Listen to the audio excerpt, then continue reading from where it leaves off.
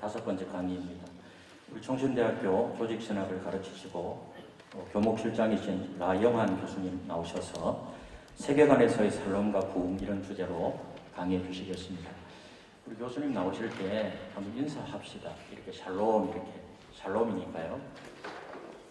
교수님, 네, 나오십시오.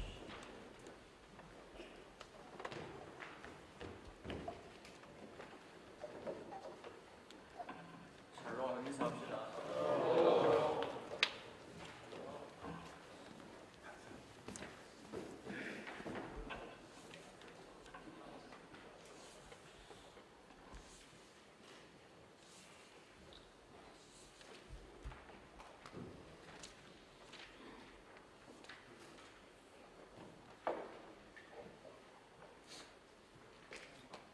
혹시 슬라이드가 준비될까요? 뒤에 보는가요? 네, 안녕하세요. 라이먼 교수입니다. 죄송하게도 거기 가지고 계신 자료에는 제가 PPT 일부가 들어가 있어요. 왜냐하면 제가 쓰는 글이 앞에서 발표하신 분들의 원고를 모은 다음에 제가 해야 되는데 원고를 모은 날 제가 원고를 보냈어야 됐거든요. 그래서 제가 발표하는 내용의 일부가 되어 있고요. 오늘 제가 발표하는 내용들을 좀 보시면 좋을 것 같고, 혹시 필요하신 분들은 제가 양목사님께 남겨둘 테니까 거기서 받으시면 될 것 같습니다. 이 시간에는 개혁주의 세계관에서 바라봤던 이 샬롬 부흥에 대해서 한번 같이 생각해 보려고 합니다.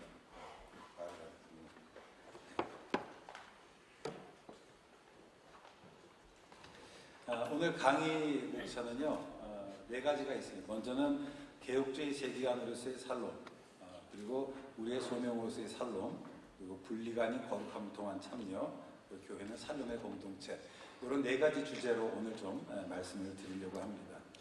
자, 우리 개혁주의 세계관으로서의 샬롬을 한번 같이 좀 생각해 봤으면 좋겠어요. 샬롬이라고 하는 말, 이미 황선우 교수님과 이쁜 교수님 발표를 들으면서 정리가 되셨겠지만, 샬롬은 기본적으로 모든 사물과 관계해서 온전하고 완전한 균형과 조화를 이룬 상태를 샬롬이라고 얘기를 합니다.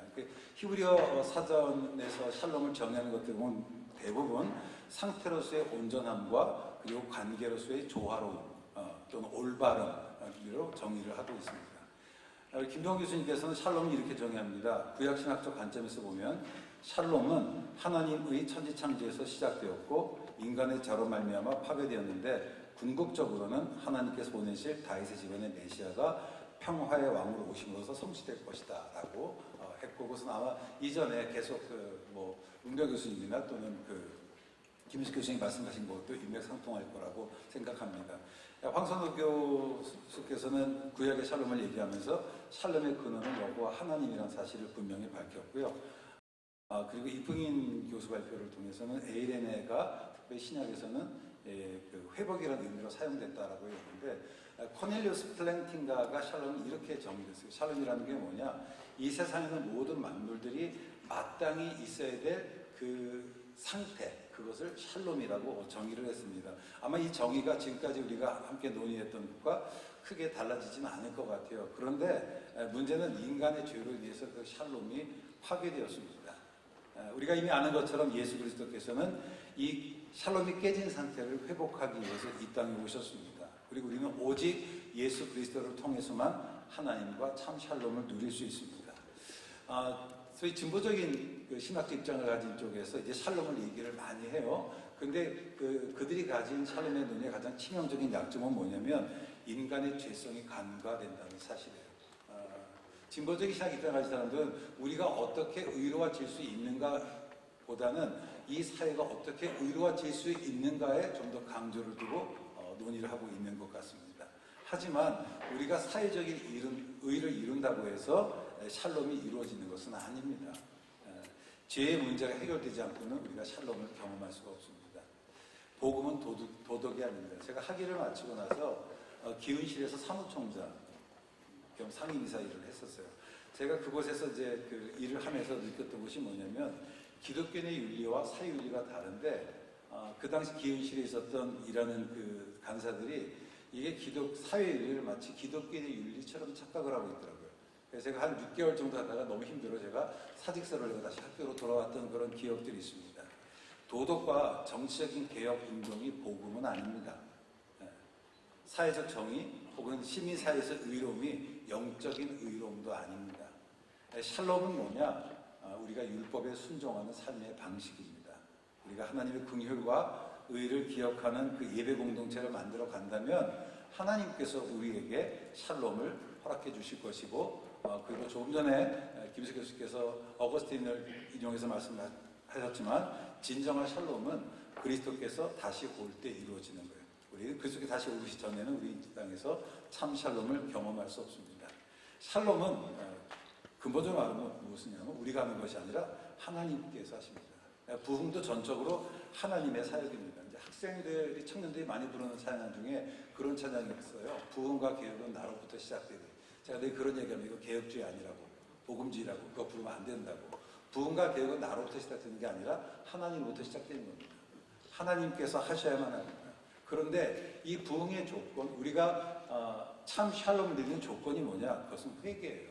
우리가 돌이킴입니다. 역대하 7장 14절 말씀 보면 내 이름을 일컫는 내 백성이 그들이 악한 길에서 떠나 스스로 낮추고 기도하여 내 얼굴을 찾으면 내가 하늘에서 듣고 그들의 죄를 사하고 그들의 땅을 고칠 것이다. 성경 분명하게 샬롬은 오직 그리스도의 은혜로만 온다라고 이야기를 하고 있습니다. 샬롬은 뭐냐? 저는 우리의 이상이자 우리의 목표이자 우리의 비전이라고 이야기를 하고 싶고요. 성경을 샬롬에 가서 관점에서 보자면 창세부터 요한계시록까지 성경은 우리에게 샬롬이 무엇인지, 그리고 샬롬의 상태는 어떠한지, 우리가 어떻게 샬롬을 누릴 수 있는지를 이야기를 하고 있습니다. 소명으로서의 샬롬을 좀 얘기하도록 하겠습니다. 그동안 기독교 세계관 운동이라고 하는 것이 봤던 설명이 창조 타락 구속이라는 관점으로 설명을 했습니다. 그런데 이것이 기독교 세계관을 설명하는 장점도 있지만 한계점도 분명히 있는 것 같아요. 그건 뭐냐면 기독교 세계관을 개인의 구원의 문제로 좀 약화시키는 면도 있고, 저는 그 기독교 세계관을 보는 또 다른 틀 중에 하나가 뭘까 하면 저는 창조 질서의 회복이라는 생각이 드는데요. 코넬리우스 플랭팅과 제된 것처럼 만물이 마땅히 있어야 될 그 상태에 있는 것, 그렇죠? 그 샬롬의 상태, 그것이 저는 기독교 세계관이고 우리가 세상을 바라보는 관점이라고 좀 말하고 싶습니다. 샬롬은 뭐냐? 하나님과 인간, 그리고 인간과 인간, 인간과 자연이 마땅히 가져야 될 올바른 관계에 대해서 이야기를 하는 겁니다. 그리고 샬롬은 뭐냐? 하나님의 법에 순종하는 책임 있는 개인과 공동체가 마땅히 가져야 될 삶의 태도입니다. 비록 샬롬이 전적으로 하나님께서 하시는 일이고 이 세상에서 완전한 샬롬이 이루어지지 않지만 그럼에도 불구하고 우리는 이 땅에 샬롬을 위해서 분투해야만 합니다. 우리 리폼 스피리추얼리티에 대해서 한번 생각해 보려고 합니다. 이 종교개혁은요, 거룩한 것과 거룩하지 않은 것을 분리하는 중세의 이론적인 세계관을 거부하고 모든 것이 거룩하다고 주장했어요. 우리가 아는 것처럼 루터는 수명에 대한 중세 가톨릭적인 왜곡을 거부하고 구원받은 신자들은 직책이 다를 뿐 모두 하나님 앞에서 제사장이라고 얘기했고 여기서 직업적 소명설이 나왔습니다. 그런데 칼빈은 여기서 한 단계 더 나아가요. 그러니까 직업이 하나님의 소명이기는 맞지만 하나님의 소명을 직업을 넘어서는 것이다. 어쩌면 그것은 우리의 삶 전체를 향한 하나님의 부르심이다라고 이야기했어요. 결국 소명은 우리의 과거가 아니라 우리의 미래, 소명을 종말론적으로 설명을 했습니다. 직업은 뭐냐? 소명이 아니라 소명의 통로일 뿐입니다. 그러니까 삶의 모든 영역에서 그리스도를 주님으로 높이려는 시도들은 종교개혁이 일어났던 국가에서 세계관과 문화를 변화시켰던 것들을 봅니다. 네덜란드의 10세기의 화가 중에 페테르 산네단이라는 화가가 특별히 교회를 많이 그렸어요. 근데 저 교회 이름이 성바보입니다. 이게 바보가 좀 이상하기는 하지만, 근데 저 교회 그림들 보시면 저 안에 내부를 보시면요, 내부가 좀 달라졌죠. 그러니까 그 안에는 원래 가톨릭의 성상들 또는 이미지들이 있었는데 그걸 다 없애버려요. 자, 이게 그러니까 결국 우리가 세상에 참여한다는 것이 어떤 걸까? 기존에 있는 문화를 어떻게 되는 것인가 할 때 그것을 다 파괴해버리는 것이라 그것을 다시 개조한다라고 하는 거죠. 이게 개혁이라고 하는 겁니다. 문화는 타락의 산물이 아니라 창조의 열매입니다. 타락한 문화가 원래 창조된 그 의도대로 되도록, 이것이 샬롬의 상태로 되도록 우리가 노력을 기울여야만 합니다.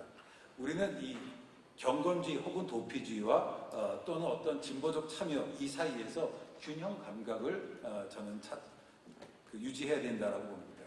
우리는 하나님의 도성을 바라보는 존재이지만 동시에 인간의 도성에 능동적으로 참여해야 하는 존재이기도 합니다. 그리스도인들은 우리를 구원하셨던 하나님의 구원의 은혜에 감사하며 순종하는 가운데 인생을 하나님의 의도에 맞게 새롭게 만드는 일을 해야만 합니다. 그리고 이 땅에 하나님의 거룩한 나라를 세우기 위해서 분투해야만 합니다. 결국 내가 이 땅에서 살려고 실현하는 것은 뭐냐? 그것은 그리스도를 닮아가는 과정이고 그리스도를 따라가는 삶의 과정이고, 저는 샬롬은 또 다른 말로 하면 경건으로도 표현할 수 있다고 생각합니다. 특별히 이 소명의 배경이 되는 저는 예배가 회복되어야 된다라고 봐요. 최근에 이제 메타버스다, 온라인 예배다라는 얘기, 또 시간상 다 말씀을 드리지 못하지만, 저는 메타버스가 막 논의되는 그 시점 속에서 우리가 정말 가장 중요한 지난 2년 반 동안 교회가 던졌던 이 예배라고 하는 이 질문을 피한 채 마치 또 다른 방법론으로 가는 것은 아닌지, 저는 예배에 대한 심각한 질문들을 던지고 또 예배를 회복해야 된다고 봐요. 그리고 소명의 핵심이었던 예수 그리스도에 대한 헌신들을 회복해야 됩니다. 우리는 무엇으로 부름받은 것이 아니라 교회는 하나님께로부터 부름받은 공동체. 왜 불러주셨습니까? 청지기가 되라고 불러주셨어요. 의학하는 사람들이 그런 얘기를 해요. What you eat is what you are. 그러니까 저는 고혈압의 고지혈이에요. 근데 저는 진짜 하나님께서 이 세상에 닭을 만든 걸 너무 감사하게 생각해요. 저는 닭 굉장히 좋아하고요. 저는 밥 먹고 또 빵을 먹어야 되는 사람이에요. 탄수화물 중독이거든요. 제가 중성지방이 500이 넘습니다. 굉장히 높아요. 100만 넘어도 고지혈인데 저는 고지혈이에요. 그래도 제가 못 끊어요. 왜 그럴까요? 내가 결국 중성지방을 먹어서 그런 거잖아요. 저는 이것을 다시 바꾸면 what you do is what you do. 결국 내가 살아가는 게 내 삶인 거예요. 성경들의 말하면 뭐냐? 열매를 보야 그 나무를 알아간다라고 하는 거예요. 우리는 우리의 존재에 걸맞는 그런 삶을 살아야만 합니다. 그 소명은 뭐냐? 하나님 나라를 향한 부르심인데, 그동안 우리는 이 소명을 너무 개인적인 측면으로만 제한시킨 것은 아닌지, 우리 어떤 공동체적 측면 또는 포괄적인 측면들도 우리가 함께 강조해야만 합니다. 그러니까 포괄적인 부르심에 응답하는 것은 바로 뭐냐? 내 삶 속에서 그리스도를 따르는 거고 왜곡된 창조 질서를 회복하는 것입니다. 모든 신자는 왕같은 제사장, 거룩한 나라로 부름을 받았습니다. 저는 샬롬은 신자들의 삶의 특징이고 우리가 살아가는 방식이고, 그리고 여호와를 경외하는 삶의 열매가 샬롬이라고 보고요. 교회는 샬롬의 공동체라고 생각을 합니다. 요한계시록 18장 14절 말씀 보면, 또 내가 들으니 하늘에서 또 다른 음성이 나서 이르되 내 백성아 거기서 나와 그의 죄에 참여하지 말고 그가 받을 재앙들을 받지 말라. 나와라 라는 이 얘기를 어떤 많은 사람들은 분리주의를 이해했어요. 하지만 바벨론부터 나오라고 하는 그 말이 분리를 얘기하는 것은 아닙니다. 바벨론은 소돔과 고모라 성처럼 지구상의 한 부분에 제한되지 않습니다. 이건 물리적 거리를 두려는 것이 아니라 바벨론이 움직이는 원리로부터 떠나라고 하는 겁니다. 종교개혁가들은 세상과의 분리는 물리적인 분리가 아니라 세상의 것들에 대한 우리의 의존성과 결별하는 것이라고 보았습니다. 그러니까 성경이 말하는 것은 뭐냐? 분리가 아니라 거룩함을 추구하는 겁니다. 타락한 세상 속에서 거룩함을 추구하며 증인으로 살아가는 것이고, 성경은 우리에게 거룩함을 통한 참여를 요구합니다. 이것이 경건입니다. 종교개혁가들은 정치 체계를 바꾸려고 하지 않았습니다. 경건한 성도들이 성경을 통해서 세상을 바라보고 각자의 삶 속에서 거룩을 실천하는 가운데 세상이 변화될 것을 기대하였습니다. 우리가 다니엘의 얘기를 많이 알고 있습니다. 다니엘은 3년 동안 바벨론의 언어와 학문을 배웠습니다. 바벨론의 이름이 적고요. 왕궁에서 제공된 음식이 익숙하라는 요구도 받았습니다. 하지만 다니엘은 바벨론의 어떤 원칙들, 원리들, 그것을 왕의 포도주와 음식인데 그것들을 받지 않기로 작정을 합니다. 당시 다니엘처럼 바벨론에 끌려갔던 많은 유대인들이 있었지만 바벨론에 동화했던 다른 포도들은 역사의 기록에 남지 않았습니다. 하지만 바벨론에 있었지만 바벨론의 가치를 따르지 않고 거룩함을 추구했던 다니엘과 사드락과 그리고 메삭은 그들의 이름이 남아있고 오늘날 우리가 이 세상 속에서 어떻게 살아가야 하는가들을 보여주고 있습니다. 최근에 공공신학, 광장신학 이야기를 많이 합니다. 저는 필요 없다라는 생각이 들어요. 우리가 종교개혁의 전통만 회복해도 저는 충분하다라고 생각을 합니다. 결국 중세 이원론에 대해서 대항의 종교개혁들은 세상에 대한 하나님 주권의 회복을 강조했습니다. 그동안 이제 기독교 세계관 운동이 주로 참여 모델을 너무 강조했는데 저는 그 약한 것이 그동안 이 기독교 세계가 약했던 것이 먼저는 경건이 빠졌던 것 같아요. 이게 거룩함이 없는 참여로는 우리가 세상을 바꿀 수가 없습니다. 우리가 왜 바벨론에서 나와야 됩니까? 그것은 바벨론의 죄에 참여하지 않기 위해서입니다. 그러니까 바벨론의 죄는 앞에서 말씀드렸던 것처럼 바벨론의 원리들, 바벨론이 추구하는 가치들이에요. 그러니까 바벨론에 참여하지 않기 위해서 나온다는 것은 앞에서 말씀드렸던 것처럼 분리가 아니에요. 성경을 보시면 성경은 성도들의 분리가 아니라 세상 속에서 세상과 싸워 이길 것을 말하고 있습니다. 계시록 보면 이기는 자와 끝까지 내 말을 지키는 그에게 만국을 다스리는 권세를 주리니 이기는 자에는 이와 같이 흰옷을 입을 것이요. 이렇게 계속 반복해서 나옵니다. 여러분, 그러니까 성경은 우리에게 세상 속에 세상과 싸우라고 얘기하는 거예요. 그 세상과 싸우는 방식이 뭔가 그것이 경건이라고 하는 겁니다. 그동안 한국교회는 떠남을 거룩함이 아닌 분리로 이해했습니다. 성경 부분적으로는 세대주의적 천년설의 영향으로 봅니다. 우리는 세상을 떠나서 그리스도를 따르는 것이 아니라 세상 속에서 그리스도를 따릅니다. 하나님 문화를 초월하시면서 동시에 그 문화를 주관하세요. 그러니까 하나님 나라는 이 세상에 있지만 이 세상에 하나님 나라는 아닙니다. 이 세상은 하나님 나라 한 부분에 동시에 하나님도 떨어져 나간 하나님 구속이 필요한 것이고 바로 그런 세상을 회복하기 위해서 예수 그리스도를 보내셨고 예수님은 교회를 파송하셨습니다. 문화는 마음의 뿌리와 세계관의 산물입니다. 문화는 중립적이지 않습니다. 이제 정리 좀 해보려고 합니다. 우리 교회는 뭐냐? 저는 교회는 예배와 소명 그리고 샬롬의 공동체라고 봅니다. 이사에서 6장을 보면 결국 이사에서 소명의 시작이 뭔가요? 그건 예배 가운데 임재하셨던 하나님의 영광을 보았기 때문이에요. 저는 특별히 우리 성도들이 예배 가운데 그 하나님의 영광, 하나님의 이 땅에 있음을 좀 바라보았으면 좋겠습니다. 예배는 소명의 출발점입니다. 예배를 통해서 우리의 죄를 인식하고 그리스도 구원의 은혜에 감사하며 그리스도께서 십자가를 통해서 이루신 샬롬의 도래를 우리가 소망 중에 기다려야만 합니다. 그런 면에서는 예배 회복이 중요한 것 같습니다. 예배 가운데 임재하시는 그 하나님을 경험해야만 합니다. 은혜가 먼저예요. 지침은 나중입니다. 근데 지금까지 신학 교육도 기독교 세계 교육이 먼저 지침을 얘기를 해줬어요. 은혜가 먼저 와요. 저는 제가 학교에서 학생들을 가르치고 또 교무실장으로 있지만 저는 아이들이 윤리가 먼저가 아니라 그들이 하나님을 경험한 이후에 변화된 삶 아니나요? 그렇죠? 그런 것들을 어떻게 신학적으로 할 수가 그런 고민들을 해보게 됩니다. 요한복음 14장 15절 말씀 보면 너희가 나를 사랑하면 나의 계명을 지킨다. 우리는 알면 사랑한다. 이건 데카르트적 아니에요. 지식이 있어야 내가 행동이 생긴다라고 얘기하는데 그렇지 않습니다. 사랑이 있으면 지식이 생기는 거예요. 지난주에 복음치 조직신학회에서 학회가 있었는데 어느 목사님 질문을 하더라고요. 뭐라고 질문하냐면 개를 이제 요즘은 개를 화장을 하고 낙골당에 안치를 하잖아요. 그러니까 성도들이 그런 데는 거예요. 이 개를 위해서 예배를 드려달라고. 그러면 어떻게 해야 되냐고. 이게 무슨 말이냐면 개를 사랑하는 마음이 생기니까 윤리가 나온다라고 하는 거죠. 그러니까 이게 사랑이 먼저라고 하는 겁니다. 제임스 스미스가 하나님 나라를 욕망하라 괜찮은 책입니다. 목사님들 좀 소개해드리고 싶고요. 인간은 뭐냐? 생각하는 존재가 아니라 예배하는 존재라고 하는 거예요. 사랑이 윤리보다 앞선다라고 하는 겁니다. 우리가 하나님의 긍휼과 의를 기억하는 예배 공동체를 만들어 간다면 하나님께서 우리에게 샬롬을 허락해 주실 것입니다.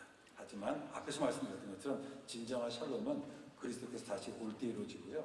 샬롬은 하나님 하실 수 있는 일입니다.